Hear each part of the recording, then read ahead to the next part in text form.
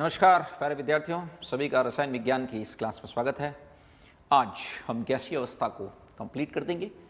इससे पहले हमने लास्ट में द्रवीकरण से संबंधित चर्चा की थी, लिक्विफिकेशन ऑफ गैस। आपको ध्यान होगा, वहाँ मैंने ये बताया था कि भाई आप प्रेशर को बढ़ाकर और ताप को घटा करके गैस को द्रवित कर सकते हैं, ठीक है ना।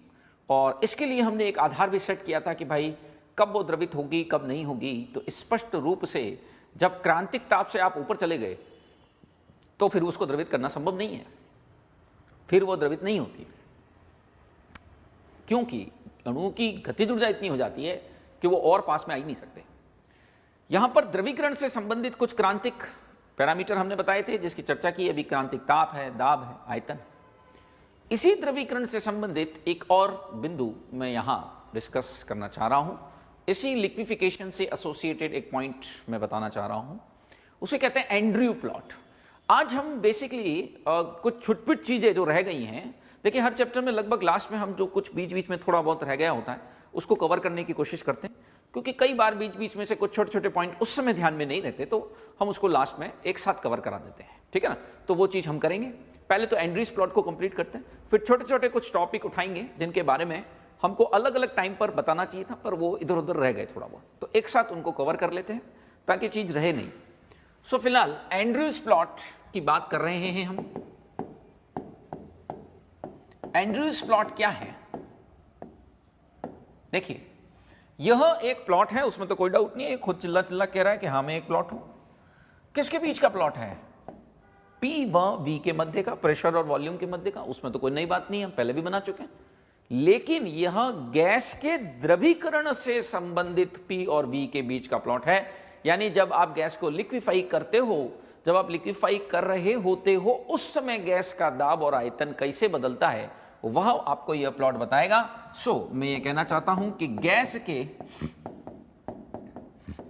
द्रवीकरण के समय, यानी उसको लिक्विफाई जब आप करते हो, द्रवीकरण यानी लिक्विफाई, उस समय का प्लॉट है द्रवीकरण के समय P व V के मध्य का प्लॉट है। ठीक बात, P और V के मध्य का प्लॉट है।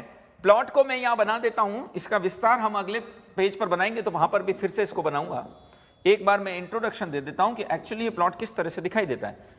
समझ में अभी इस प्लॉट में ज्यादा कुछ नहीं आएगा, घबराए नहीं, टाइम लगेगा। अभी इसमें 15 से 20 मिनट का समय लग सकता है, उसके बाद आपको सारी चीजें क्लियर हो जाएंगी, चिंता न करें। ये इसमें एक काल्पनिक डोम क्षेत्र बनाया गया है, ये डोम शेप का एक एरिया बनाया गया है। उसका क्या मतलब है मैं बता रहा हूं। यहां हम कहना चाह रहे हैं कि यहां केवल लिक्विड है, यहां गैस और लिक्विड दोनों हैं, और यहां केवल गैस है। द्रवीकरण का मामला है ना मेरे भाई। ऐसे हमने इन स्टेट को सेपरेट करने के लिए, ये एक डोम जैसा कुछ बना दिया है, क्षेत्र हमने यहां बना दिए। अब ये प्लॉट आता कैसा है वो मैं यहां बना रहा हूं, आप देखिएगा। अभी पल्ले कुछ नहीं पड़ेगा, अभी वेट करना थोड़ा सा, ठीक है ना, घबराना नहीं, पर आ जाएगा, थोड़ा सा तसल्ली रखेंगे। तो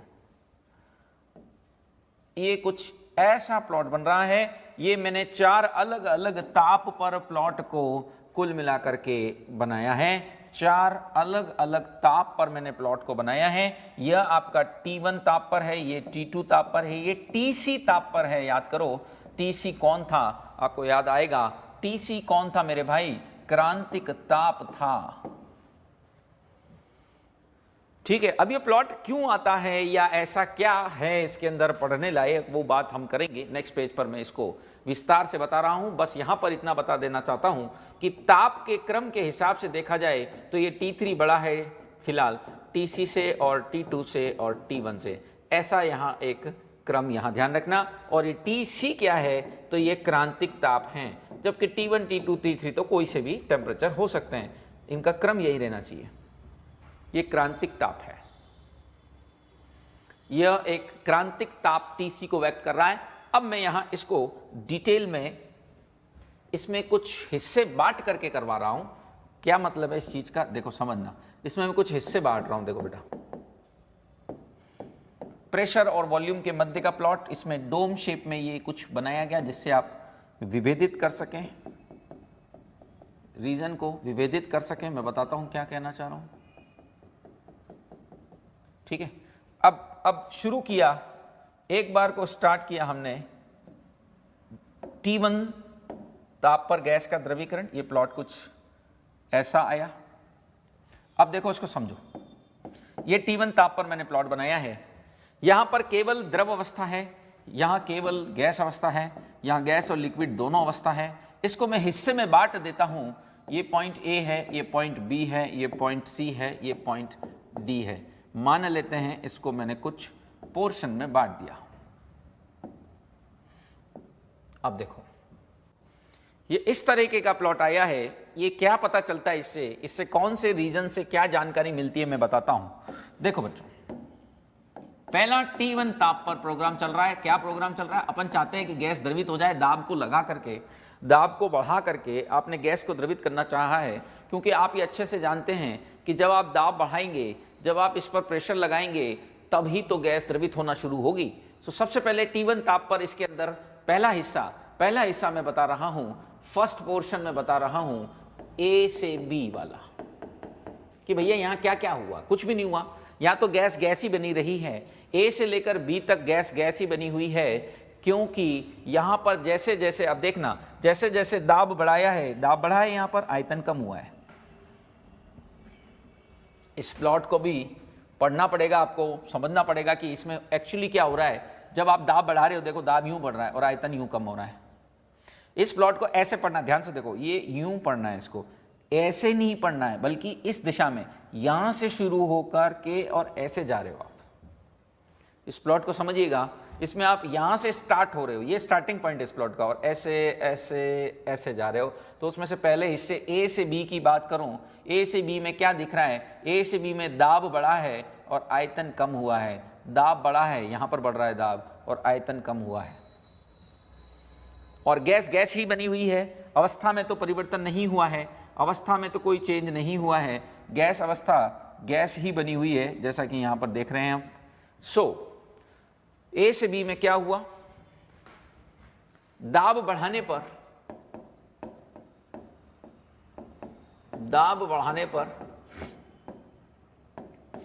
गैस के आयतन में कमी आई, बस इतना सा हुआ। इसमें अभी कोई द्रवीकरण नहीं हुआ इस दौरान। B पर स्टार्ट होगा वो। तो ये बिल्कुल सामान्य घटना थी, ये बिल्कुल सिंपल सा फिनोमिना था। इसको थोड़ा और नीचे आप चाहें तो कर सकते हैं, यदि थोड़ा सा कंफ्यूजन क्रिएट हो तो इसको और थोड़ा मैं नीचे की ओर कर देता हूं, ऐसे, ठीक है ना। सो ये आपका T1 ताप पर आप गए, ये पॉइंट A है, ये पॉइंट B है, और इधर केवल कौन सी अवस्था है? गैस अवस्था है, ठीक है ना। सो क्लियर है ये चीज़। यहाँ पर केवल कौन सी है?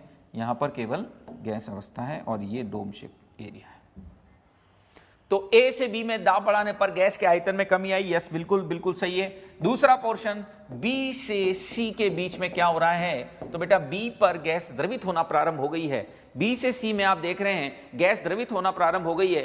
तो देखो दाब में कोई खास अंतर नहीं आ रहा, दाब में तो कोई चेंज नहीं हो रहा है, लेकिन आयतन बहुत तेजी से घट रहा है, क्योंकि आपको मालूम है द्रव का आयतन बहुत कम होता है किसकी तुलना में? गैस की तुलना में। तो यहाँ स्पष्ट रूप से बहुत ही कम आयतन हो जाएगा, वॉल्यूम ऑफ अ गैस बहुत कम हो जाएगा। सो B से C के अंदर जब हम जाएंगे, whenever we are moving from B to C, जब हम B से C में जाएंगे तो यहां पर क्या होगा? B से C में जाने पर क्या होगा? B से C में जाने पर बिंदु B पर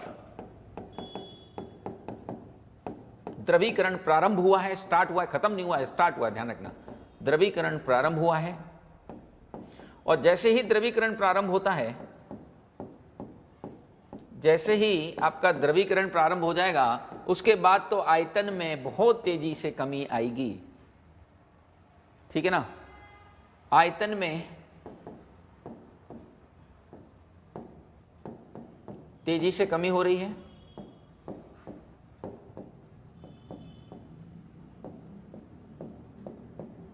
कमी आ रही है, क्योंकि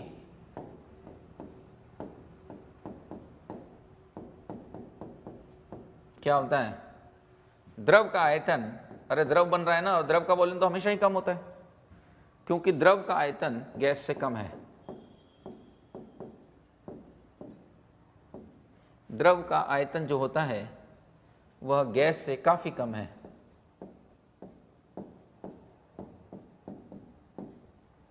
बहुत ज्यादा कम होता है एक्चुअली। दोनों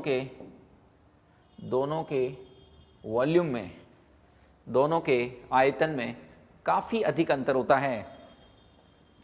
A large difference is there in between the volume of what? In between the volume of liquid and a gas. दोनों के आयतन में काफ़ी अधिक अंतर होने की वजह से यहाँ पर तेजी से कमी आ रही है। आयतन में तेजी से कमी आ रही है। किस पर? T1 ताप की परिस्थिति में A से B देखा मैंने, B से C भी हमने देख लिया कि B से C क्या हुआ है। देखो यहाँ से दाब बढ़ा रहे, आयतन कम हुआ, इस पॉइंट पर ये द्रव में बदलना शुरू हुआ तो आयतन एकदम से घट गया। दाब ज़्यादा कोई चेंज नहीं हुआ, फिर भी आयतन तेजी से घटा क्योंकि गैस किस में बदल रही है? द्रव में। पॉइंट सी के बाद द्रवीकरण पूरा हो गया। अब यहाँ सी से डी केवल द्रव है। देखो सी से डी केवल द्रव है, लिक्विड लिखा हुआ है, सी से डी सिर्फ द्रव रहेगा। सो सी से डी का भी यहाँ हम वर्णन कर देते हैं कि सी से डी में क्या हो रहा है। देखिएगा ऑप्शन सी के रूप में सी से डी में क्या हो रहा है।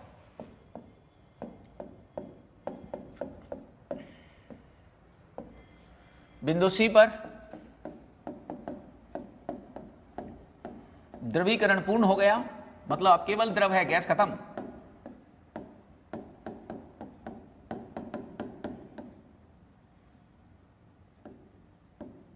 और द्रवीकरण पूर्ण हो गया तो आप समझ सकते हो कि द्रव के आयतन पर तो बहुत ज्यादा असर पड़ता ही नहीं है दाब का। आप देखो कितना दाब हमने बढ़ाया, कितना दाब बढ़ा दिया, लेकिन आयतन तो कुछ भी नहीं बदला। नगण्य मात्र बदलाव देख रहे हैं, बहुत ही कम बदलाव देख रहे हैं। यानी बिंदु सी के बाद हम ऐसा कह सकते हैं, बिंदु सी के बाद हम ये कह सकते हैं कि आयतन में परिवर्तन बेहद कम हुआ है। वॉल्यूम में चेंज बहुत ही कम माना जाएगा। बहुत कम आयतन में परिवर्तन हुआ है। किसके बाद? पॉइंट सी के बाद। ऐसा हम देख रहे हैं कि बिंदु सी के बाद आयतन में परिवर्तन बेहद कम हो रहा है। बहुत ही कम वॉल्यूम का बदलाव दिखाई दे रहा है। ठीक है ना। सो स्पष्ट रूप से सी से डी वह जोन है जहां आयतन में कमी आई है, जहां आयतन में कमी आई है लेकिन नगण्य मात्र कमी आई है, क्योंकि द्रव के आयतन पर दाब का अधिक असर नहीं पड़ता है ना। तो यहां स्पष्ट रूप से देख रहे हैं कि द्रव के आयतन पर दाब का अधिक असर नहीं होता। There is no much change. ठीक है, इसीलिए आप देख रहे होंगे कि वहां बहुत ज्यादा प्रेशर बढ़ाने के बाद भी, बहुत ज्यादा आपने वहां प्रेशर बढ़ा दिया लेकिन उसके बाद भी कोई असर दिखाई खास दे नहीं रहा।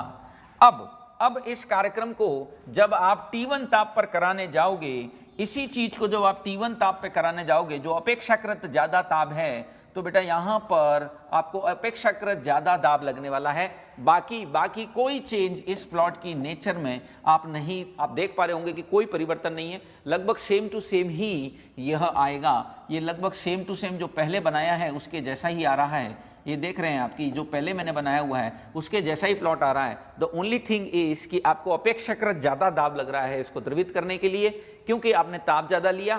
ताप ज्यादा लोगे तो दाब ज्यादा लगेगा। ऑब्वियस सी बात है, जितना ताप बढ़ाते जाओगे उतनी प्रॉब्लम बढ़ती जाएगी। यानी कि सेकंड पोर्शन मैं कह सकता हूं कि T2 ताप पर जानने योग्य बात सिर्फ ऐसी है, क्योंकि प्लॉट की नेचर तो बिल्कुल सेम है, बस इतना सा है कि T2 ताप T1 से अधिक है। इतनी सी बात है, T1 से अधिक है, अतः द्रवीकरण अपेक्षाकृत कठिन होगा, नो डाउट। टेम्परेचर जितना ज्यादा लेके चलोगे द्रवीकरण उतना मुश्किल होता जाएगा। और जब द्रवीकरण कठिन होगा इसका मतलब क्या है? ज्यादा दाब चाहिएगा, उच्च दाब आवश्यक होगा। कंपैरेटिवली आपको ज्यादा प्रेशर अप्लाई करना पड़ेगा। You have to go for higher pressure. आपको हायर प्रेशर की आवश्यकता पड़ेगी, उतने ही उसी द्रवीकरण के लिए आपको उच्च दाब की जरूरत पड़ेगी। अब इसमें क्रांतिक ताप पर ही यदि इस प्रोग्राम को कराया जाए तो ये जो क्षेत्र है, ये वाला क्षेत्र बिल्कुल नगण्य मात्रा आ रहा है, और इस पर जो प्रेशर आपको चाहिए उसको हम क्या बोलते हैं, पीसी चाहिए। ये बात आप अच्छे से जानते हैं कि इस पर जो दाब चाहिए गैस को द्रवित करने के लिए, इस पर जो दाब चाहिए, इस पर जो प्रेशर की रिक्वायरमेंट रहेगी, वह प्रेशर क्या कहलाता है, वह प्रेशर पीसी कहलाता है। और यदि मैंने इससे भी हायर प्रेशर पर, हायर टेम्परेचर पर कराने की कोशिश की इसे द्रवित, तो वह द्रवित हो ही नहीं रही। क्यों नहीं द्रवित हो रही? आप देख रहे हो इसमें वो लिक्विड वाला जोन तो आ ही नहीं रहा, ये केवल गैस ही गैस बना हुआ है। तो यहाँ से यही मुख्य निष्कर्ष निकलता है कि यदि आप क्रांतिक ताप से ज़्यादा ताप लेकर के और इसे द्रवित कराने की कोशिश करेंगे ना, तो वह द्रवित नहीं हो पाएगी। टीसी से ज़्यादा ताप लेने पर गैस द्रवित नहीं हो रही है, यह निष्कर्ष यहाँ निश्चित तौर पर लिखा जा सकता है। सो अब मैं पहले यहाँ टीसी ताप पर बता देता हूँ। टीसी मीन्स क्रांतिक ताप। Let's go for the TC और द क्रिटिकल टेम्परेचर। तो क्रिटिकल टेम्परेचर पर क्या बात पता चल रही है, क्रांतिक ताप पर क्या पता चल रहा है? क्रांतिक ताप पर यह पता चल रहा है कि यहां जो दाब चाहिए उसको पीसी कहेंगे, है ना। इस दाब पर तो हो जाता है ना, इस ताप पर तो द्रवीकरण होता है ना, इससे ऊपर नहीं होता। क्रांतिक ताप पर द्रवीकरण हेतु आवश्यक दाब क्रांतिक ताप पर द्रवीकरण हेतु आवश्यक दाब पीसी कहलाता है। यही इससे पता चल रहा है मात्र, जो बात हम पहले भी आपको डिफाइन कर चुके थे। और चौथा, T3 ताप पर, ये T3 जो ताप है वह क्रांतिक ताप से भी ज्यादा ताप है ना। T3 का मान TC से उच्च है। देखिए मेनली ये सब्जेक्टिव पर्पस का टॉपिक है, वैसे ऑब्जेक्टिव में बहुत ज्यादा प्रश्न इस पे कभी नहीं देखे गए, पर आपके एनसीईआरटी में इस पे 2 पेज समर्पित कर रखे हैं, तो इसलिए कराना तो है ना। जो चीज एनसीईआरटी में इतनी विस्तृत, छोटी मोटी तो चलो चल जाएगा, लेकिन 2 पेज यदि दे रखे हों तो उसको छोड़ा तो बिल्कुल नहीं जा सकता भाई, तो उसको कराना ही पड़ता है। हालांकि ऑब्जेक्टिव पर्पस पर कभी देखा नहीं प्रश्न इस चीज पर, है ना, ज्यादातर सब्जेक्टिव के लिए ही यूजफुल पाया गया है। सो T3 का मान TC से उच्च है, अतः क्या निष्कर्ष निकल रहा है, गैस द्रवित नहीं होगी। आप देख रहे हैं कि इसमें वो जोन ही नहीं आ रहा, इसमें वो क्षेत्र ही नहीं आ रहा जहां द्रवीकरण हो, यहां वो एरिया ही हमको दिखाई नहीं दे रहा, वो पॉइंट ही नहीं आ पाया। आप देखें इस प्लॉट को यदि, तो आप पाएंगे कि यहां वो बिंदु ही नहीं आ रहा है जहां लिक्विड हो, लिक्विड है ही नहीं। T3 ताप पर आप देख रहे हैं कि यहां लिक्विड जैसी अवस्था तो आ ही नहीं पाई, सिर्फ गैस ही गैस रह गई है, सिर्फ गैस ही गैस एग्जिस्ट कर रही है, यहां पर कोई लिक्विड स्टेट एग्जिस्ट नहीं कर पा रही।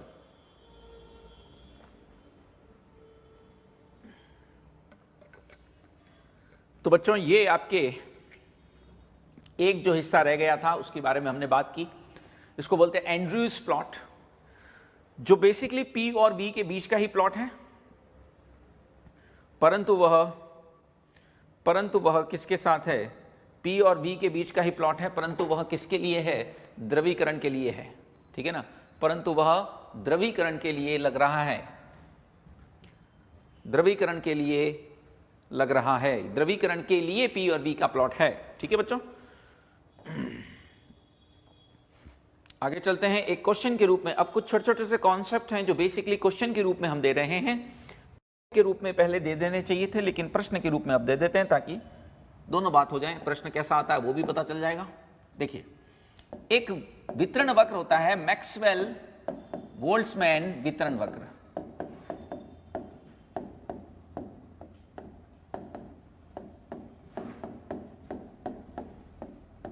समझिएगा, ऐसा कुछ वक्र हमने काइनेटिक्स में भी देखा था, और यहाँ केटीजी का हिस्सा है एक तरह से ना, केटीजी समझते हो, काइनेटिक थ्योरी ऑफ गैस।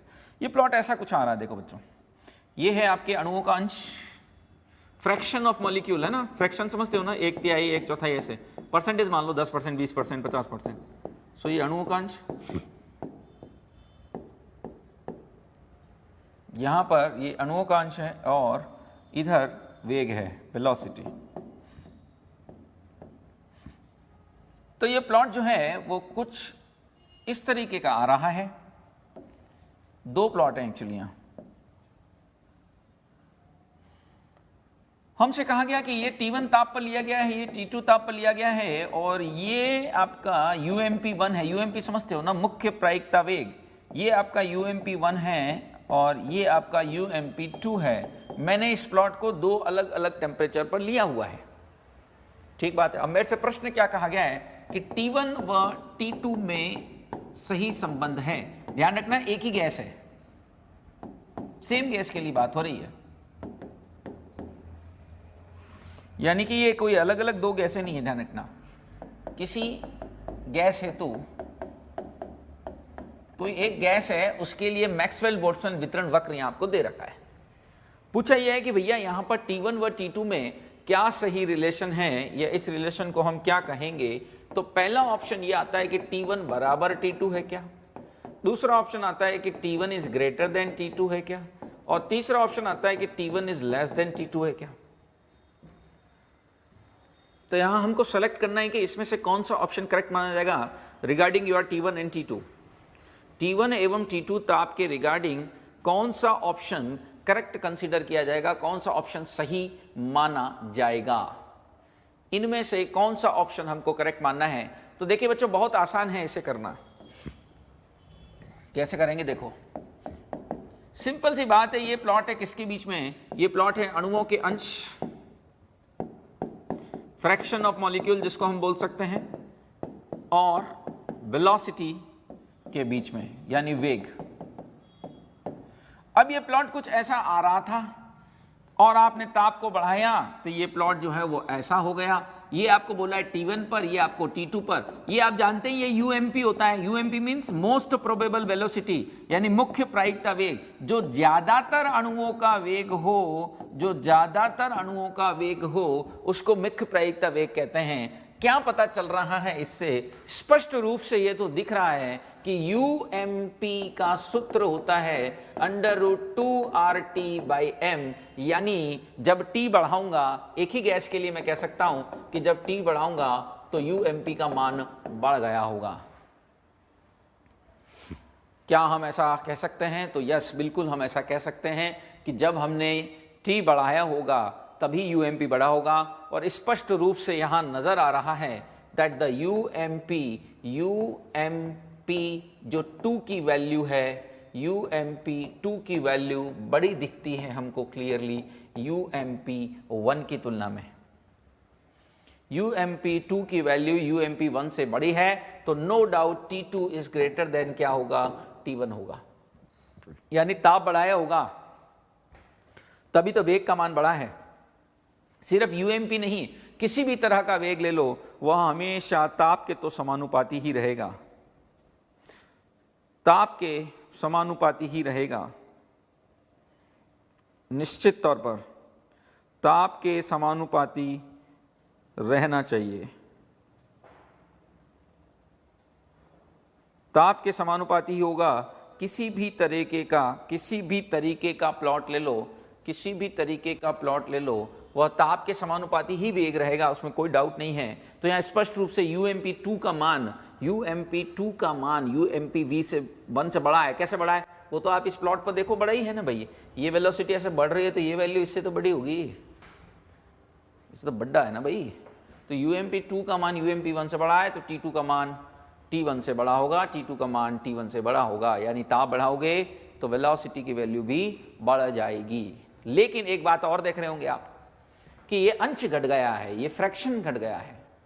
तो जब हम ताप बढ़ाते हैं ना तो वेलोसिटी तो बढ़ती है, मुख्य प्रायिकता वेग तो बढ़ जाता है, लेकिन उसको रखने वाला अंश घट जाता है।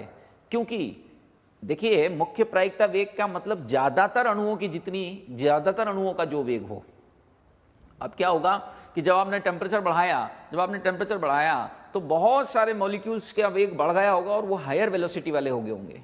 यानी कि जैसे ये यहाँ 50% अणुओं का ये वेग होता था, तो अब ये 30 या 40% अणुओं का ही रह जाएगा, क्योंकि बाकी 10% का वेग जो है वह कहाँ चला जाएगा, हायर वेलोसिटी साइड चला जाएगा। आप यहाँ देख पा रहे होंगे कि बहुत उच्च वेग वाले अणु भी कम हैं, बहुत कम वेग वाले अणु भी कम हैं, ज्यादातर अणुओं का वेग बीच का सा है। सिंपल सी बात है, ये चीज मैंने आपको पहले भी समझाई थी, काइनेटिक्स के टाइम पे भी हमने ये चीज कही थी, काइनेटिक्स के टाइम पे भी मैं इसको एक्सप्लेन कर चुका हूं। वहां देखिएगा ऊर्जा के रूप में था वो प्लॉट, वह प्लॉट ऊर्जा के रूप में था, यह वेग के रूप में। सेम टू सेम बात मैंने वहां एक्सप्लेन कर दी है कि यह प्लॉट नीचे क्यों हो गया है, क्योंकि औसत वेग रखने वाले अणुओं का परसेंटेज घट जाएगा, हालांकि वेग बढ़ जाएगा। जैसे किसी क्लास में यदि बहुत मेहनत कराई जाए बच्चों को, तो उनके एवरेज मार्क्स जो उस क्लास के वो बढ़ जाते हैं, लेकिन एवरेज मार्क्स रखने वाले बच्चों का परसेंटेज घट जाएगा, क्योंकि बहुत सारे बच्चों के हायर मार्क्स भी आने लगेंगे। एक औसत नंबरों वालों का परसेंटेज घटेगा, क्योंकि बहुत सारे बच्चे, उनका परसेंटेज बढ़ेगा जिनके मार्क्स क्या हो, हाई हो। सो यहां स्पष्ट रूप से ध्यान रखना, इसको मैं पॉइंट के रूप में लिख भी रहा हूं बच्चों। क्या कहना चाह रहा हूं, ताप बढ़ाने पर मुख्य प्रायिकता वेग तो बढ़ गया,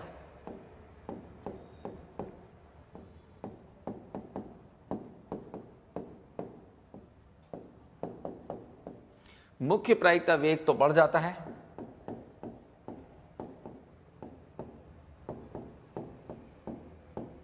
परंतु उसे रखने वाले, यानी मुख्य प्रायिकता वेग जिनका होता है उसे रखने वाले अणुओं का अंश, यानी मुख्य प्रायिकता वेग रखने वाले अणुओं का अंश घट जाता है।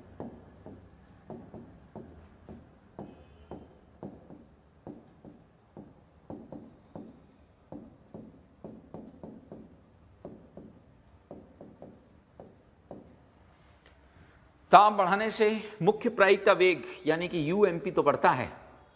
जब आप टेम्परेचर बढ़ाते हो तो यूएमपी तो बढ़ता है, लेकिन उसे रखने वाले अणुओं का अंश क्या होता है, घट जाता है। जैसा हम बार बार कह रहे हैं कि अच्छी मेहनत कराएंगे तो एवरेज मार्क्स तो बच्चों के बढ़ जाएंगे, लेकिन एवरेज मार्क्स रखने वाले बच्चों की संख्या कम होगी, क्योंकि वह एवरेज रखने वाले अब क्या करने लगेंगे, वो हायर मार्क्स रखने लगेंगे। उनके मार्क्स क्या होंगे, अपेक्षाकृत बढ़ जाएंगे।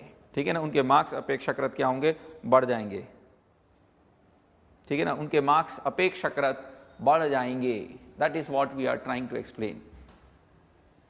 कि ताप बढ़ाने से मुख्य प्रायिकता वेग तो बढ़ जाता है, परंतु उसे रखने वाले अणुओं का अंश क्या होता है, वह घट जाता है, उसे रखने वाले अणुओं का अंश कम हो जाता है। यह इस प्लॉट से पता चल रहा है। फिर एक यहाँ क्वेश्चन और हम बताना चाहेंगे, देखिएगा प्रश्नों के रूप में ही बात की जाएगी। अब जो छुटपुट चीज़ें बची हुई हैं उसको कवर करा रहा हूँ। देखिए बहुत आसान सवाल है ये वही अणुओं का अंश वर्सेस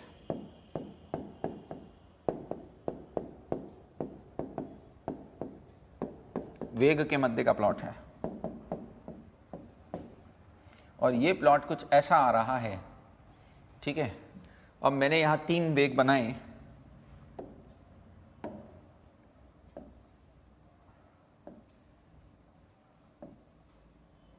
दिस इज 1, 2 and 3। आपसे कहा कि भैया 1, 2 और 3 क्रमशः हैं वेग, है ना, 1, 2 व 3 क्रमशः कितने हैं, यानी इनको क्या कह सकते हैं आप क्रमशः। ऑप्शंस देख लीजिए। क्या इसे मैं UMP, you average, you RMS बोल सकता हूं, या मैं इनको UMP, you RMS, you average बोल सकता हूं, या फिर मैं इनको यू एवरेज, यू आरएमएस और यू एमपी बोल सकता हूं। सरल है पता करना।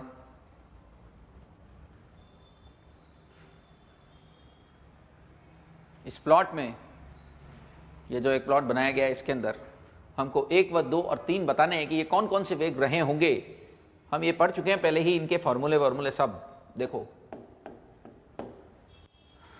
आपको ज्ञात है कि इनके क्या रिलेशन होता है, ये मैंने आपको बताया था। यू एमपी, यू आरएमएस या यू एवरेज पहले, और यू आरएमएस। ये 3 तरह की वेलोसिटी होती है, वर्ग माध्य मूल वेग, मुख्य प्रायिकता वेग और औसत वेग। अब इनका जो रेशियो होता है बेटा, वो सबसे छोटा है, यूएमपी होता है 1, ये 1 पॉइंट बताया हुआ है ये मैंने आपको, और ये 1.224 होता है। तो स्पष्ट रूप से यहाँ जो सबसे छोटा मान होगा ना, वो आपका यूएमपी होगा, मुख्य प्रायिकता वेग है जो ज़्यादातर अणुओं का होगा, यानी कन्फर्म है कि जो फर्स्ट लिखा है वह आपका यूएमपी है जो कि न्यूनतम है। सेकंड जो लिखा है यू एवरेज है जो ना तो न्यूनतम है ना अधिकतम है, और थर्ड जो लिखा है वह यू आरएमएस होगा पक्का, क्योंकि वह मान सबसे अधिक दिख रहा है। तो आसान था इसमें पता लगाना, इसमें कोई तकलीफ बिल्कुल नहीं होनी चाहिए। ये तीनों मान आपको स्पष्ट रूप से दिखाई दे रहे हैं। लेकिन इस बार के आईआईटी में, इस बार के आईआईटी के अंदर इसमें प्रश्न घुमाया हुआ आया। उन्होंने क्या किया, क्योंकि उनकी आदत है हमेशा प्रश्नों को घुमाने की, तो इसी प्रश्न को थोड़ा सा घुमा के दिया। कैसे, देखो मैं बताता हूं। इसी प्रश्न को उन्होंने थोड़ा सा घुमा दिया था। अणुओं का अंश एवं वेग के मध्य का प्लॉट उन्होंने ऐसा दिया, इसको बोलते हैं सममित प्लॉट है। ये बिल्कुल सममित, सिमेट्रिक, समझ रहे हैं, एकदम सिमेट्रिक प्लॉट दिया, सिमेट्रिक, दोनों और बराबर परसेंटेज, यानी कम वेग वालों का भी परसेंटेज और हायर वेग वालों का भी परसेंटेज बराबर, सममित प्लॉट दिया। ये जो प्लॉट था इससे पहले मैंने जो बनाया है आप देखें गौर से, तो वो कोई सममित प्लॉट नहीं है। देखें आप, ये कोई सममित प्लॉट नहीं है, सममित प्लॉट नहीं है, ये एकदम सिमेट्रिक प्लॉट है। तो हम यहाँ कहना ये चाह रहे हैं कि इस सिमेट्रिक प्लॉट में आपसे कहा गया कि उपरोक्त सममित प्लॉट में, हालांकि उन्होंने ऐसा नहीं लिखा था कि ये सममित है, ये तो मैं अपनी तरफ से लिख देता हूं, ठीक है ना। सममित प्लॉट में यू एवरेज व यू एमपी हेतु सत्य है। इनके लिए बोला है कि भैया क्या सत्य है, यू एमपी ज्यादा है यू एवरेज से, यू एमपी छोटा है यू एवरेज से, या दोनों बराबर हैं। तो देखो अभी तो यूं तो हमने पढ़ा थोड़ी देर पहले ही कि भैया यू एवरेज बड़ा होता है, लेकिन वो सिमेट्रिक प्लॉट नहीं था मेरे भाई, उससे यह भिन्न है, यह सममित प्लॉट है। सममित प्लॉट होने का मतलब है कि यहां पर जो औसत निकल कर आएगा वही मुख्य प्रायिकता वेग होगा, जो औसत आएगा वही मुख्य प्रायिकता वेग होगा,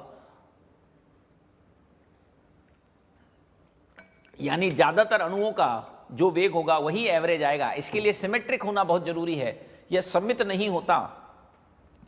समझ रहे होंगे, बहुत सिंपल सी गणित इसमें लग रही है। यदि ये सममित नहीं होता तो ये प्लॉट, इसके अंदर यू एमपी का मान यू एवरेज के बराबर भी नहीं आता, परंतु ये सममित है। हालांकि उन्होंने ऐसा नहीं लिखा था कि सममित है, आपको खुद को प्लॉट की नेचर देख करके और पता लगाना था, ठीक है ना। आपको खुद को उस प्लॉट की नेचर को समझना पड़ता था, तब काम बनता था। सो स्पष्ट रूप से कि उपरोक्त सममित प्लॉट में, क्योंकि प्लॉट की नेचर प्रकृति सममित है, इसीलिए मैं कह सकता हूं, क्योंकि भैया जो औसत निकाल के लाओगे वही मुख्य प्रायिकता वेग हो जाएगा, वो ज्यादातर का वही वेग होगा, है ना, जो एवरेज होगा। सो प्लॉट की प्रकृति सममित है, सिमेट्रिक है, सिमेट्रिक मीन्स सममित भाई। अतः प्लॉट की प्रकृति क्योंकि सममित है, अतः यू एमपी बराबर यू एवरेज आएगा। हालांकि ध्यान रखना कि यू आरएमएस अभी भी इनसे बड़ा होगा, क्योंकि उसके अंदर स्क्वायर किया जाता है, वो बड़ा ही आएगा हमेशा। यू एवरेज और यू एमपी से यू आरएमएस हमेशा बड़ा होगा, क्योंकि इसमें स्क्वायर किया जाता है, वर्ग किया जाता है प्रभु, तो वर्ग बराबर नहीं आ पाएगा कभी भी, इसमें वर्ग किया जाता है। ये गणितीय रूप से आप प्रूव कर सकते हो। आप यदि एक ग्राफ बनाएंगे ना, अपने ग्राफ पेपर आता था ना, बचपन में बनाते थे, तो एक ऐसा ग्राफ बना के देखिएगा सममित, मतलब जितने अणुओं का वेग उतना ही यहाँ प्रतिशत, उतना ही हायर वाला भी परसेंटेज, उतना ही लोअर वाला भी परसेंटेज, ऐसा प्लॉट बनाएंगे तो आप उसका एवरेज निकालोगे ना तो वो वैल्यू यही आएगी, इसके एवरेज निकालोगे तो वैल्यू एग्जैक्टली यही आने वाली है। सो इस तरह का प्लॉट था, थोड़ा चकमा देने की कोशिश की थी, क्योंकि हमेशा ही आईआईटी वालों का तो कोशिश रहती है कि स्ट्रेट फॉरवर्ड क्वेश्चन कम पूछते हैं और घुमा फिरा के पूछते हैं ज़्यादा, ठीक है ना। उसमें कॉन्सेप्ट तो वही है, लेकिन हाँ थोड़ा बुद्धि स्टूडेंट को लगानी ही पड़ती है। सो यहाँ पर ये दोनों मान बराबर होंगे। आरएमएस अभी भी बड़ा होगा, क्योंकि आरएमएस में स्क्वायर किया जाता है, वो गणितीय रूप से इसके बराबर कभी भी नहीं आ सकता, ठीक है ना। सो ये थोड़ा सा घुमाया हुआ प्रश्न था। अगले प्रश्न की तरफ बढ़ रहे हैं। वह है, एक नई चीज है यहाँ पर भी, कि हमसे पूछा है कि फ्री मीन पाथ, मुक्त मध्य पाथ, या माध्य मुक्त पथ क्या होता है अभी बता दूंगा। फ्री मीन पाथ,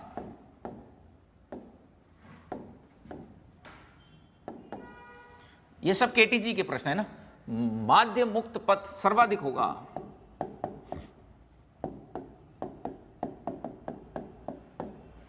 पहला ऑप्शन है भैया हाइड्रोजन, दूसरा ऑप्शन है CH4, तीसरा ऑप्शन है नाइट्रोजन, चौथा ऑप्शन है SO2। अब ये फ्री मीन पाथ होता क्या है पहले तो वो समझना पड़ेगा, फिर इस प्रश्न को भी कर लेंगे। फ्री मीन पाथ के बारे में थोड़ा सा बताने की कोशिश करता हूं। बच्चों क्या होता है कि गैस के अणु लगातार टकराते रहते हैं, ये तो आपने पढ़ाई है। केटीजी का एक पॉइंट है ये कि गैस के अणु लगातार गति करते रहते हैं, इसलिए तो इसको काइनेटिक थ्योरी ऑफ गैस बोलते हैं। भाई गतिज कहने के पीछे लॉजिक ये है। तो गैस के अणु लगातार क्या करते रहते हैं, गति करते रहते हैं। They are in a state of movement, वो लगातार गति करते रहते हैं। तो ऐसी स्थिति के अंदर जब वो गति करेंगे तो ऐसी स्थिति के अंदर वो लगातार एक दूसरे से टकराएंगे, और जब वो टकराएंगे तो एक टक्कर और दूसरी टक्कर के बीच में कुछ ना कुछ तो दूरी तय करनी पड़ेगी ना बेटा, उसको भी बोलते फ्री मीन पाथ। यानी कि क्रमागत टक्करों के मध्य औसत दूरी जो गैस के अणु को तय करनी पड़ती है उसको फ्री मीन पाथ बोलते हैं। अरे एक गैस का अणु दूसरे गैस के अणु से टकराएगा तो कोई तो दूरी तय कर रहा होगा ना, हालांकि ये दूरी अलग अलग होगी, अलग अलग चेंज होती रहेगी, लेकिन एवरेज की बात कर रहा हूं मैं तो, है ना। तो मैं इसको डिफाइन कर रहा हूं। उम्मीद है डेफिनेशन तो आप समझ गए कि दो क्रमागत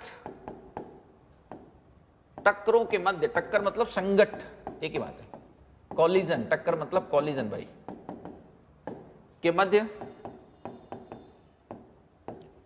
गैस अणु द्वारा तय की गई औसत दूरी, यूं तो दूरी अलग अलग होगी, एक बार यहां टकराया तो दूरी ज्यादा चली, फिर तुरंत टकरा गया किसी से, फिर तुरंत टकरा गया, लेकिन औसत की बात हो रही है। मध्य गैस अणु द्वारा तय औसत दूरी, एवरेज डिस्टेंस, ये क्या कहलाती है, फ्री मीन पाथ कहलाती है।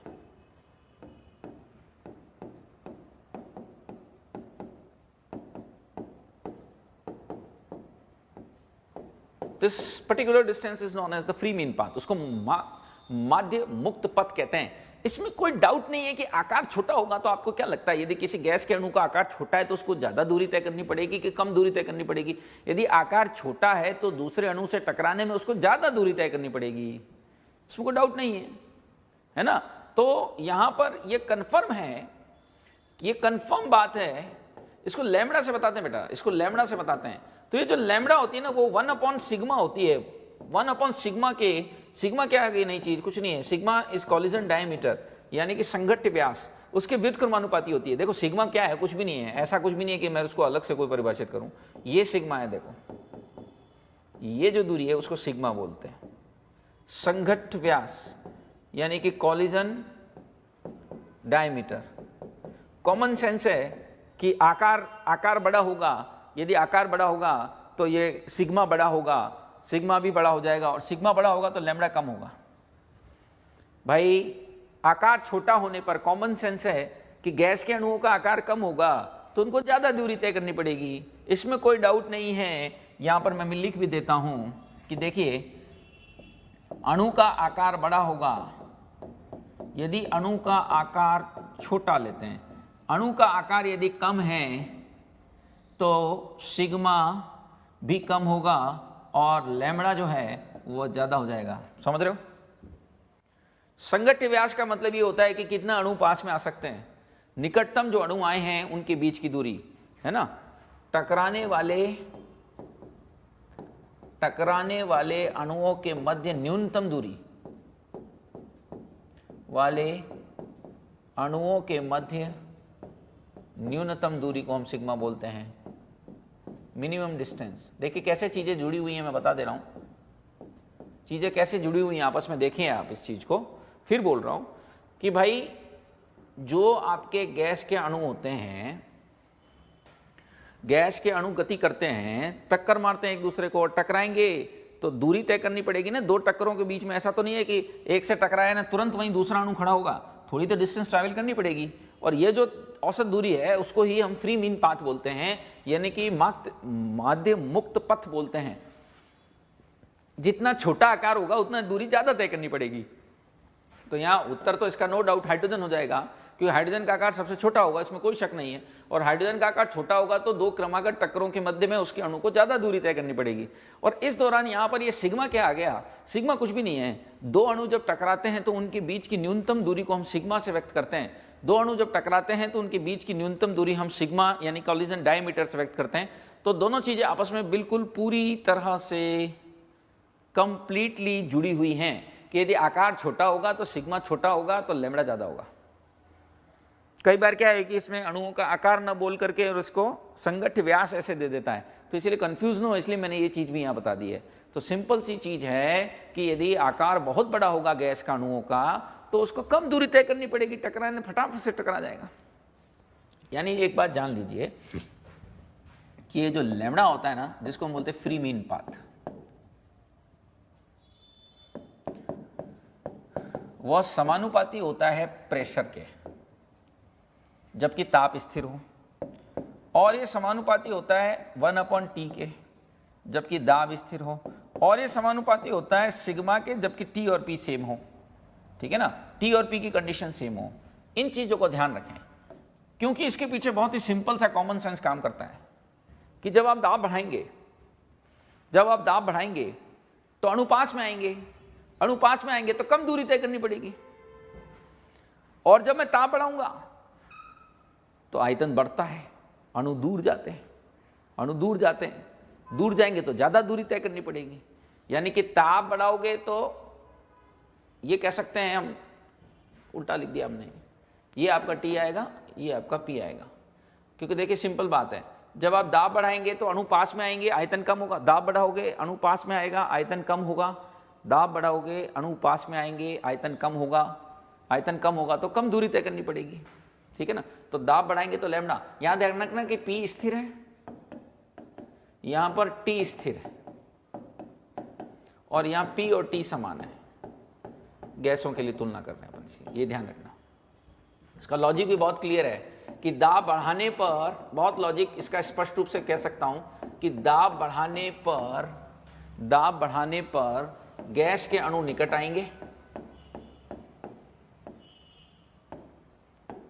आएंगे तो क्या होगा, लैम्डा घटेगा, जिससे लैम्डा घटेगा। और इसका उल्टा हम कह सकते हैं किसके लिए, ताप के लिए। इसके जस्ट उल्टा एक्सप्लेनेशन किसके लिए मिल सकता है, ताप के लिए। जब आप ताप बढ़ाएंगे तो अणु दूर जाएंगे, और जब अणु दूर जाएंगे तो उनके बीच की दूरी बढ़ जाएगी। सो स्पष्ट रूप से यहां सबसे छोटा, हालांकि यहां T और P का तो कोई रोल ही नहीं था, यहां सीधा आपको इतना ही बताना था कि इनमें से किसका फ्री मीन पाथ मैक्सिमम होगा। तो वह फ्री मीन पाथ मैक्सिमम किसके लिए आ रहा है, वह फ्री मीन पाथ मैक्सिमम जो है वह हाइड्रोजन के लिए आ रहा है। समझ रहे हैं, फ्री मीन पाथ का मतलब औसत दूरी जो तय करनी पड़ेगी उसे फ्री मीन पाथ कहते हैं। ठीक है बच्चों, एक और कॉन्सेप्ट की ओर बढ़ते हैं, देखिएगा, ये भी आपके लिए नया साबित होगा, मैं एक्सप्लेन कर दूंगा सारा, चिंता ना करो। संघट्ट आवृत्ति,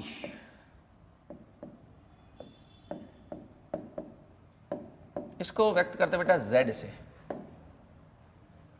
एवं संघट्ट संख्या, ये शब्द नए हैं पर घबराए नहीं, NC के मध्य सही संबंध है।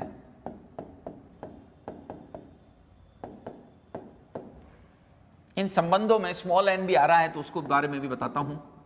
1 ml में उपस्थित, तसल्ली रखें थोड़ा, गैस के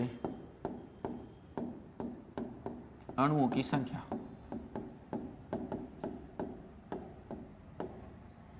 सो विच ऑप्शन इज करेक्ट, अभी आप इसको नहीं बता सकते, आप केवल देखें, क्योंकि आपने अभी तक इस बारे में कुछ नहीं पढ़ा है। मैं अभी समझा दूंगा सारी चीजें।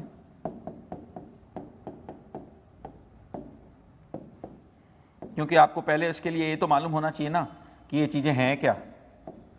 तो वो अभी मैंने बताया नहीं है, मैं बताता हूँ अभी उसके बारे में। एक एक करके हम दो चीज़ें यहाँ पर दोनों को एक्सप्लेन कर रहे हैं।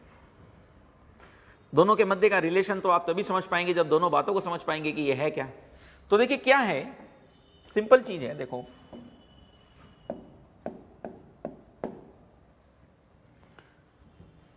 Z और NC, एक है संघट्ट संख्या, एक है संघट्ट आवृत्ति। समझो, संघट्ट संख्या का सीधा मतलब है कि एक अणु ने एक सेकंड में कितनी टक्करें की। एक अणु ने एक सेकंड में कितनी टक्करें की उसको बोलते हैं संघट्ट संख्या।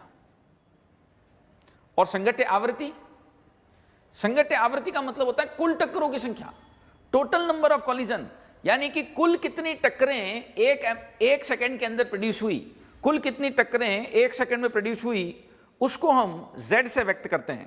तो दोनों में अंतर आप समझ रहे हैं मैं क्या कहना चाह रहा हूं? दोनों में आप अंतर समझ रहे हैं? मैं यहां दोनों को डिफाइन कर दे रहा हूं, देखिएगा। पहले NC को बताता हूं कि NC क्या होता है, कॉलिजन नंबर क्या होता है। कॉलिजन नंबर, संघट्ट संख्या, इसका मतलब ही होता है बेटा कि एक सेकंड में एक गैस के अणु द्वारा उत्पन्न टक्करें,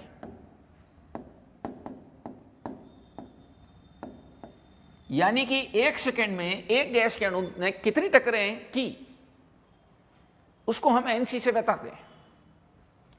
Z क्या होता है? कॉलिजन फ्रीक्वेंसी, संघट्ट आवृत्ति जिसको हम बोलते हैं। यह एक सेकंड में 1 ml में उपस्थित अणुओं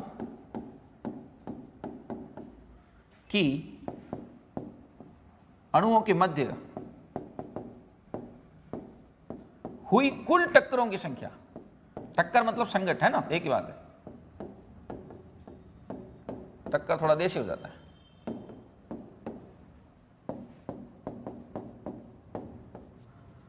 इसको हम Z बोलते हैं। यानी भाई NC जो है वो तो एक अणु, बहुत ध्यान से पहले दोनों का अंतर समझिए, फिर इन दोनों के बीच का रिलेशन भी समझाया जाएगा। एक सेकंड में एक गैस अणु कितनी टक्करें उत्पन्न करता है वो NC है, और एक सेकंड में 1 ml में उपस्थित अणुओं के मध्य टोटल कुल टक्करों की संख्या वो आपका Z है। यानी ये एक अणु द्वारा उत्पन्न टक्करें और ये कुल टोटल कितने टक्करें हो रही है वो है। तो इनके बीच का जो रिलेशन होता है ना वो होता है NC इंटू N/2। अब ये कैसे आया वो मैं बताता हूं। N क्या है, पहले N क्या है? 1 ml में अणुओं की संख्या, 1 ml में गैस अणुओं की संख्या है N। N यहां क्या डिनोट करता है? N डिनोट करता है 1 ml में गैस के अणुओं की संख्या। तो देखो बच्चों, ये तो एक अणु ने कितनी टक्करें की, ये अणुओं की संख्या, ये टोटल टक्कर आ जानी चाहिए थी, फिर बाई 2 क्यों कर रहे हो? अरे भैया Z क्या है? Z है कुल टक्करों की संख्या। Z है कुल टक्करों की संख्या, बिल्कुल सही बात है। और NC क्या है? एक अणु ने जो टक्करें उत्पन्न की वो NC है। और 1 ml में अणुओं की संख्या यदि N हो तो NC इंटू N कर देते तो डायरेक्ट Z आ जाना चाहिए था। कायदे से देखा जाए तो Z का जो मान है वह NC इंटू N से आ जाना चाहिए था। उसमें अपॉन 2 क्यों किया, यह बात हमें समझ में नहीं आई कि ये अपॉन 2 क्यों किया, क्योंकि ये एक अणु की टक्करें हैं, ये कुल अणुओं की संख्या है, तो ये टोटल आ जाना चाहिए था। तो ये डिवाइड बाई 2 इसलिए किया गया है, लॉजिक समझें। डिवाइड बाई 2 इसलिए करते हैं क्योंकि एक संघट्ट यानी एक टक्कर के अंदर हमेशा 2 अणु भाग लेते हैं, अकेले कोई अणु टक्कर थोड़ी ना कर रहा है, इसलिए डिवाइड बाई 2 कर रहे हैं। देखो मैं समझाता हूं। NC इंटू N में 2 से भाग दिया गया है, उसका लॉजिक क्या है? ऐसा क्यों किया आपने? क्योंकि प्रत्येक टक्कर में 2 अणु सम्मिलित होते हैं।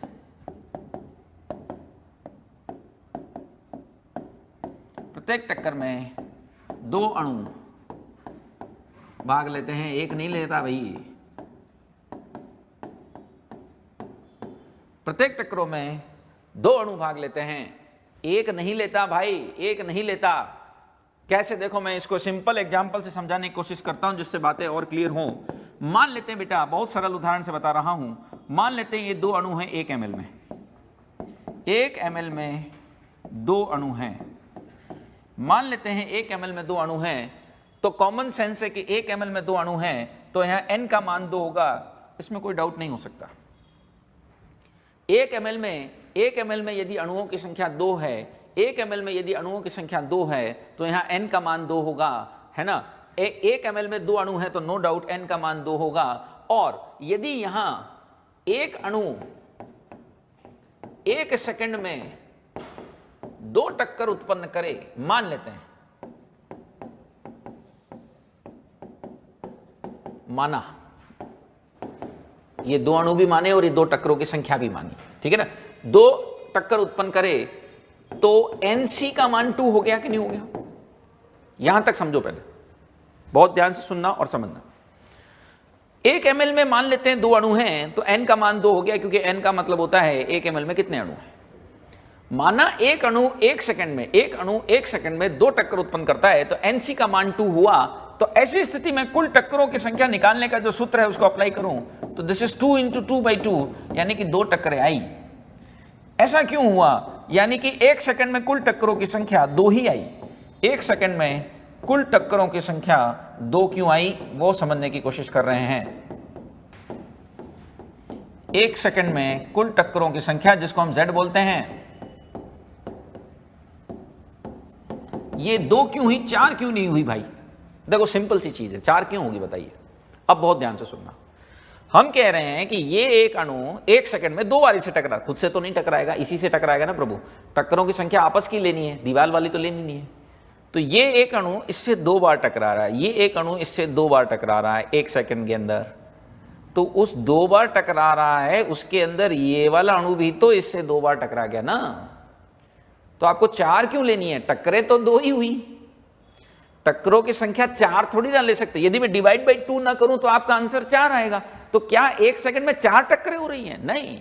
फिर सुनो, ये एक अणु इससे, और तो कोई मॉलिक्यूल ही नहीं है, ये एक अणु इससे 1 सेकंड में 2 बार टकरा रहा है। मैंने पूछा बताइए 1 सेकंड में कुल कितनी टक्करें हो रही हैं? यहां तो 2 ही होंगी, 4 थोड़ी ना होगी, क्योंकि जब वो 2 बार इससे टकरा रहा है तो वो भी इससे टकरा गया ना। तो अलग से कोई थोड़ी, ऐसा थोड़ी ना होगा कि ये इससे 2 बार टकरा रहा फिर ये इससे 2 बार टकरा रहा, ऐसा थोड़ी ना होगा। 1 सेकंड के अंदर ये एक अणु इससे 2 बार टकरा रहा है तो कुल टक्करों की संख्या 2 ही गिनी जाएगी। 4 टक्कर थोड़े ना बोलूंगा कि मैं कहूंगा ये भी तो इससे 2 बार टकरा है। अरे कॉलिजन तो 2 ही है। जैसे एक बहुत ही भयंकर उदाहरण से बताते हैं, ऐसा होना नहीं चाहिए। जैसे 2 गाड़ी टकरा गई तो टक्कर कितनी हुई? आप इसे 2 टक्कर गिनोगे कि 1 टक्कर गिनोगे? ईश्वर न करे ऐसा हो, लेकिन मान लेते हैं कि रोड पे चलने वाली 2 बाइक टकरा गई आपस में।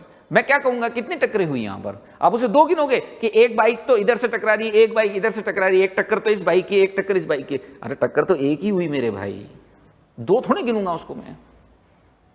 समझ रहे हो? ऐसा समझेंगे कि 2 टक्करें हो गई, एक तो एक्स वाले की बाइक की, दूसरी वाई वाले की बाइक की। अरे दोनों आपस में ही तो टकराई है, कुल टक्कर तो 1 ही गिनी जाएगी ना, 2 थोड़ी ना अलग अलग दोनों का गिनूंगा। वैसे ही यहां पर ये NC × n/2 क्यों करना पड़ा वो देख रहे हैं। 1 ml में 2 अणु थे, 1 सेकंड में 2 टक्कर उत्पन्न कर रहा है, तो 2 × 2 4 टक्कर नहीं, डिवाइड बाई 2 वापिस करोगे तब आपका कॉलिजन फ्रीक्वेंसी आएगी। NC × n/2 करने से यहां कॉलिजन फ्रीक्वेंसी आ जाती है। कॉलिजन फ्रीक्वेंसी जिसका मतलब होता है कि कितनी टक्करें वह टोटल उत्पन्न कर पा रहे हैं, तो आंसर बी होता है। जैसा मैंने एक सरल से उदाहरण से आपको बताने की कोशिश की, एकदम इजी एग्जांपल से हमने बताया कि 2 बाइक यदि आपस में टकराती है तो टक्कर 1 गिनी जाती है, न कि 2, कि भैया एक जो है वो एक एक्स की जो बाइक है वो भी टकराई है और वाई की बाइक है वो भी टकराई है, तो मैं टोटल 2 नहीं गिनूंगा भाई। वैसे ही यहां पर भी है, NC × n डिवाइड बाई 2 करना पड़ता है, क्योंकि हर कॉलिजन में 2 मॉलिक्यूल्स पार्टिसिपेट करते हैं। सो Z और NC के बीच का संबंध आप समझ गए होंगे। Z यहां टोटल संगठ यानी टक्करों की संख्या थी, NC यहां कॉलिजन फ्रीक्वेंसी को बता रहा था, जिसको हमने कहा था संगठ आवृत्ति। इससे पहले जो चीज डिस्कस की गई थी, दोनों के सिंपल है कॉन्सेप्ट, तो मुझे नहीं लगता इसमें कोई खास दिक्कत होनी चाहिए। संगठ आवृत्ति और संगठ संख्या छोटे छोटे से कॉन्सेप्ट हैं जो रह गए हैं, इनको भी हम आपको दे देते हैं। तो उम्मीद है आप यहाँ तक बात समझ गए होंगे कि मैं क्या कहना चाह रहा हूँ। बहुत ही सिंपल से कॉन्सेप्ट हैं, दोनों ही बेहद सिंपल से कॉन्सेप्ट हैं, है ना, एकदम इजी कॉन्सेप्ट कहे जाएंगे। दोनों ही कॉन्सेप्ट बिल्कुल आसान है कि Z क्या है, छोटी छोटी सी चीजें जो आपकी KTG से एसोसिएटेड है, बेसिकली ये KTG से संबंधित हैं। यह KTG जो हमने पढ़ा था उनसे जुड़ा हुआ मामला है, मूल रूप से उनसे जुड़ा हुआ है। ठीक है बच्चों, तो उम्मीद है यहां तक आप बात समझ गए होंगे, अब देखिए इसी चीज को मैं वापस से एक बार सारे को रिवाइज कर देता हूं। थोड़ी समझने की चीजें इसमें थी, निश्चित ही तौर पर बातें समझने की कई थी इसमें। देखिए सबसे पहले हमने आज बात स्टार्ट की एंड्रयूज प्लॉट से। एंड्रयूज प्लॉट आपका हिस्सा है लिक्विफिकेशन ऑफ गैस का ही, गैस का द्रवीकरण। इसमें P और V के मध्य में प्लॉट बनाया गया है। P और V के मध्य का प्लॉट किसके लिए खींचा गया है? गैस के द्रवीकरण के लिए। यहां मैंने T1 ताप वाले को तीन हिस्से में बांटा हुआ है। एक हिस्सा है A से B, ये A से B, B से C, C से D। फिर बोल रहा हूं A से B क्या हुआ? प्रेशर बढ़ाया, वॉल्यूम कम हुआ। वॉल्यूम कहां कम हो रहा है? ऐसे। प्रेशर का बढ़ रहा है ऊपर। ध्यान रखें इस प्लॉट को यूं से यूं पढ़ना है, ना कि ऐसे, क्योंकि आप गैस से, सुनिएगा, गैस से द्रव की ओर जा रहे हैं, न कि लिक्विड से गैस की ओर जा रहे हैं। You are moving from gas to liquid, इसलिए इस प्लॉट को ऐसे पढ़ना पड़ेगा, इस दिशा में पढ़ना पड़ेगा। ठीक है, सो यहां पर इस दिशा के अंदर इस प्लॉट को हमको पढ़ना है। तो T2 ताप लिया जो कि इससे उच्च है, तो फिर ज्यादा प्रेशर लगेगा। TC पर जो प्रेशर लगेगा PC कहेंगे, और TC से भी ज्यादा ताप लेने के इच्छुक हैं, तो फिर वहां गैस का द्रवीकरण नहीं होने वाला है। There is no liquefaction. Observe, if you are going more than TC then there is no liquefaction. आपने देखा कि वहां कोई क्षेत्र आया ही नहीं लिक्विफिकेशन वाला। सारे निष्कर्ष एंड्रयूज प्लॉट के आपके सामने हैं। फिर ये एक क्वेश्चन के रूप में हमने बात की कि मैक्सवेल बोल्ट्जमैन वितरण वक्र यहां दिखाया गया है, और आपसे सिर्फ इतना पूछा गया, इस प्लॉट के दौरान आपसे सिर्फ इतना पूछा गया कि कौन सा ताप का जो संबंध है वो सही होगा। तो बस एक बात ध्यान रखना कि जब आप ताप बढ़ाएंगे तो यह मुख्य प्रायिकता वेग का मतलब क्या होता है? जो वेग ज्यादातर अणुओं का हो, और यदि सममित डिस्ट्रीब्यूशन है तो वही औसत आएगा। जो वेग ज्यादातर अणुओं का हो, मोस्ट ऑफ द मॉलिक्यूल्स का जो वेग हो, उसको यूएमपी कहते हैं। तो ताप बढ़ाएंगे तो यूएमपी बढ़ेगा, क्योंकि यूएमपी का सूत्र मैंने पहले भी बताया था। तो निश्चित तौर पर ये यूएमपी इस यूएमपी से बड़ा है, ये सेकंड वाला केस फर्स्ट वाले से बड़ा है, वो तो वैल्यू दिख ही रही है आपको। ऐसी स्थिति के अंदर T2 ताप का मान निश्चित तौर पर T2 ताप का मान T1 ताप से यहां बड़ा होगा। T2 टेम्परेचर T1 टेम्परेचर से बड़ा होगा, इसमें कोई डाउट नहीं रह गया है। ठीक है, लेकिन एक और बात यहां नजर आई कि ये अंश घट गया है, क्योंकि हायर वेलोसिटी वाले का अंश बड़ा, हायर वाले का अंश क्या है? अपेक्षाकृत बड़ा है। ध्यान रखना, सामान्य परिस्थितियों में इससे यह भी निष्कर्ष निकाला जाता है कि बहुत कम वेग वाले अणुओं का अंश भी, कभी कभी प्रश्न आता है कि मैक्सवेल बोल्ट्जमैन वितरण वक्र के अनुसार सही या गलत क्या है, सत्य असत्य करके पूछता है। तो आप देख रहे हैं बहुत कम वेग वालों का भी परसेंटेज कम है, बहुत हाई वालों का भी परसेंटेज कम है, ज्यादातर औसत वालों का परसेंटेज मैक्सिमम है। किसी भी क्लास में ऐसा ही होता है, जैसे आपने एक क्लास के अंदर कोई एग्जाम करवाया तो नो डाउट 90% वालों का भी परसेंटेज कमी होता है और 40% वालों का भी परसेंटेज कम होता है। ज्यादातर एवरेज चलते हैं, यानी कि 60-70% वाले जिन्होंने लाए हैं वो ही बच्चे मैक्सिमम संख्या में मौजूद होते हैं। हर जगह ऐसा ही होता है। बहुत हायर वालों का भी, बहुत हाई मार्क्स लाने वालों का भी परसेंटेज हाई नहीं होता, बहुत लो वालों का भी परसेंटेज, जो फेल हो गए उनका परसेंटेज भी कम होता है, जो मेरिट में आ गए उनका भी परसेंटेज कम होता है। ज्यादातर एवरेज रेंज में जाते हैं। तो जब आप टेम्परेचर बढ़ाओगे तो ये वैल्यू तो बढ़ जाएगी, लेकिन इसका फ्रैक्शन, इसे रखने वाले अणुओं का अंश घटेगा, यानी उनका प्रतिशत घटेगा। क्यों घटेगा? क्योंकि वो बहुत सारे किस्में चले गए होंगे, हायर वैल्यू में ट्रांसफर हो गए होंगे। आपने बहुत मेहनत कराई तो एवरेज वाले हायर मार्क्स लाने लगेंगे। ठीक है,